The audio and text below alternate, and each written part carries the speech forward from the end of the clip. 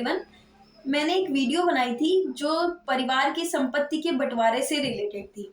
ये वीडियो उसी वीडियो का मीन्स उसी वीडियो को पूरा करने के लिए ये वाली वीडियो मैंने बनाई है।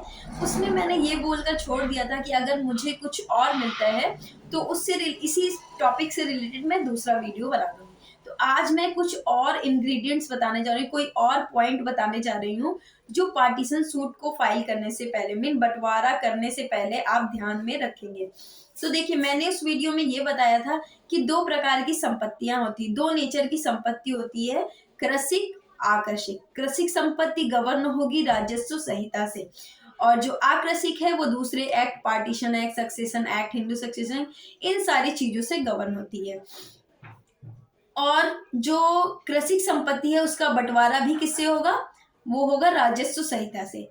हर प्रदेश का अपना एक राजस्व संहिता होता है। जैसे उत्तर प्रदेश का उत्तर प्रदेश रेवेन्यू कोड है, उत्तर प्रदेश राजस्व संहिता है, उसी से सारी कृषि वाली भूमि का बंटवारा होगा। कृषि की भूमि के बंटवारे के लिए कोई भी पर्सनल लॉ नहीं लगता, लेकिन अगर भूमि आकृषिक है मीन्स अगर भूमि जो है वो एग्रीकल्चरल वाली नहीं है, फिर क्या होगा? तो उसके लिए बंटवारा जो होता है वो पर्सनल लॉ से होता है, और पर्सनल लॉ हर धर्म का अलग अलग होता है। जैसे हिंदुओं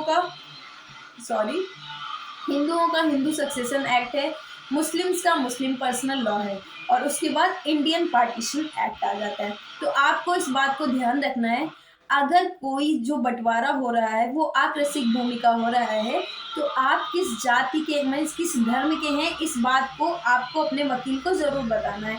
वैसे तो वो खुद ही पूछेंगे, लेकिन फिर भी आपको खुद बताना है। या फिर आप अगर परिवार में भी समझौता कर रहे हैं तो आपको इस बात को ध्यान रखना है कि अगर कृषि संपत्ति है उसमें तो ठीक है, आपने आधा आधा बांट लिया और वहां पे चढ़वा दिया जाके राजस्व न्यायालय में, आपकी खतौनी में सबका नाम चढ़ गया बराबर। लेकिन अगर भूमि जो है वो आकृषिक है, फिर अगर आप घर में भी बंटवारा कर रहे हैं तो आपको इस बात को ध्यान में रखना है कि आप कौन से धर्म के हैं।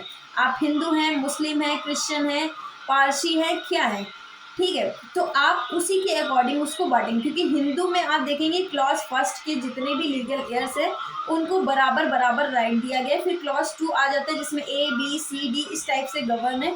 ए में आने वाले सभी लोगों को बराबर बराबर दिया जाएगा, बी अगर ए नहीं है तो बी में आने वाले सभी लोगों को बराबर बराबर दिया जाएगा। लेकिन जब आप मुस्लिम लॉ में चले जाते हैं फिर क्या होता है? मुस्लिम लॉ में ऐसा नहीं होता। मुस्लिम लॉ में क्या होता है कि जो बेटा होता है उसको बेटी से 2 गुना प्रॉपर्टी मिलती। मीन्स अगर बेटी को 1 प्लॉट मिलेगा तो बेटे को 2 प्लॉट मिलेंगे, उसमें ऐसे बंटवारा होता है।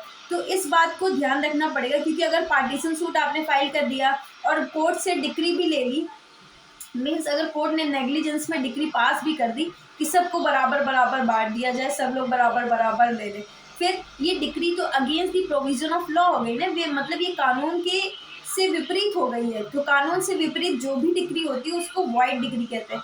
वो जो होता है आई मीन्स कानून की नज़र में वो शून्य होती है, उसकी कोई वैल्यू नहीं होती है, वो कभी भी चैलेंज की जाए उसको मीन्स सिर्फ एक सिंपल डिक्लेरेशन के सूट से आप उस डिक्री को ख़त्म कर सकते हैं।